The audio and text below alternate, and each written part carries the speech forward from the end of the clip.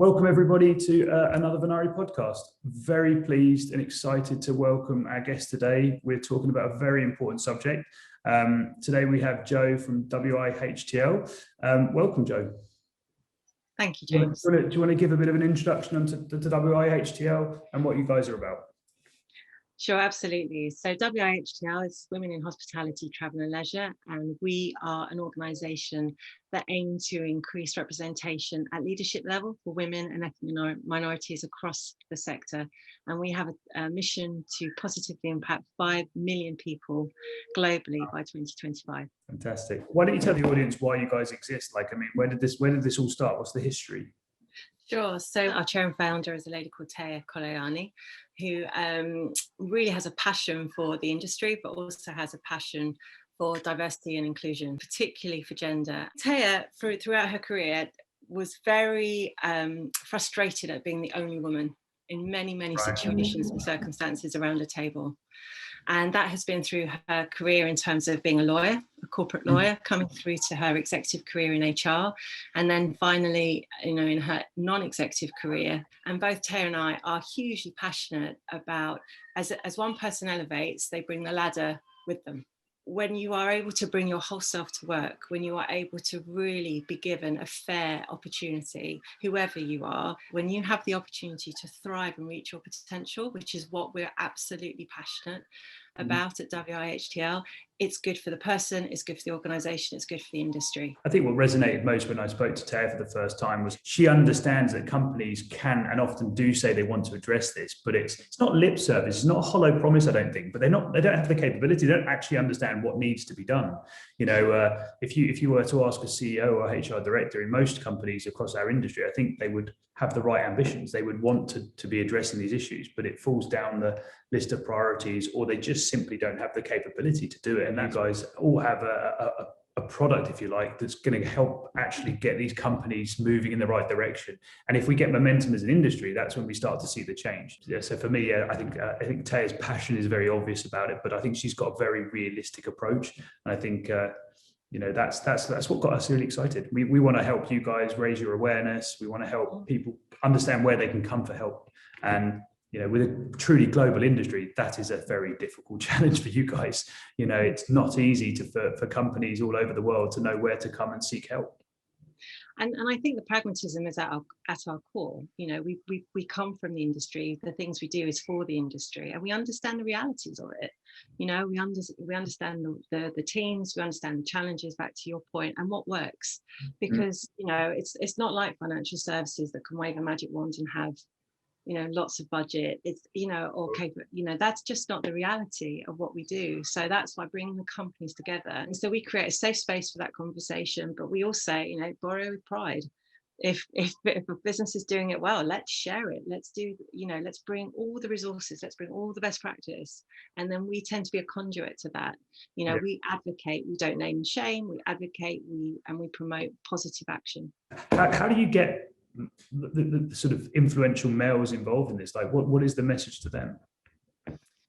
Everybody has to be part of the conversation, and I think there are two areas that will always resonate. One is commercial sense, which is this is commercial sense for any business.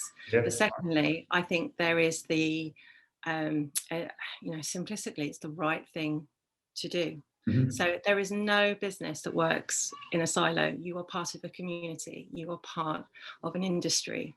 And I said before, when people are allowed to thrive in their environment and reach their potential, it can only be good for you within your culture, within your industry, right, and within your commercial output as well. And the thing is be part of the change. And we do have lots of conversations with, do we disengage? Do we disenfranchise a group of people that feel we're not valid anymore or we're not important anymore? And of course it isn't. This is about equity. I love the expression, it's not a pie. If someone has a bit more equity, it doesn't take equity away from anybody else. And great decision. And for senior men in this industry, let this be your legacy. Do you want to talk a little bit about the Female Leadership Programme, which again, thank you for offering us the opportunity to be a part of. We're very excited about that. I think it's a fantastic purpose and a fantastic program. And is this the second or third year of? Second cohort, yeah. So do you want to talk a bit about that and give the audience a bit of an understanding of what this is?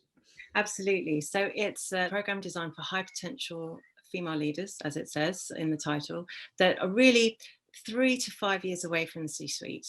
What we wanted to do was create a program that looked at the challenges that women face, or at least feel or perceive. So either actually do face or feel perceive stops them from reaching that potential. It's a 10-session program. We do a kickoff where we describe the program. We do a graduation, which is a great celebration event. And the sessions in between are split between the role models. So we do C-suite roundtables, Chatham House rules, where it's a very closed group with some very senior representation. And then the other sessions touch on things like imposter syndrome, which affects men and women. But so it's very open, but imposter syndrome, impact and gravitas through communication as well, and strengths-based development, which I'm a passionate believer in, really understanding your strengths. Historically, these sorts of things were probably addressed in sort of the context of like having a career coach, or maybe you had a mentor in one company.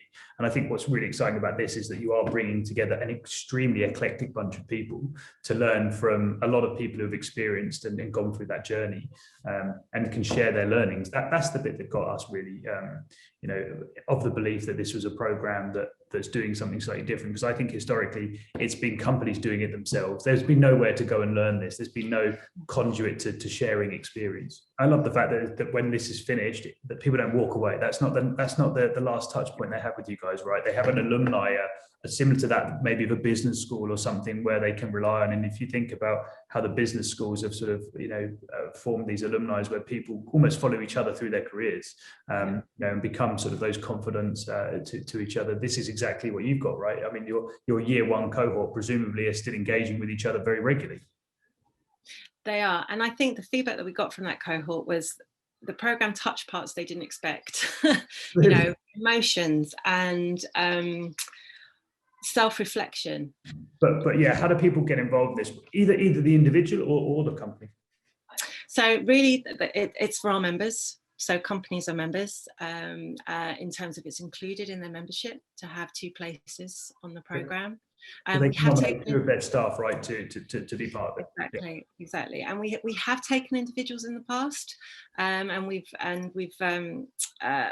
someone who's perhaps in a company that may never sign up to a membership, but we try and keep it to our members as a value for our members.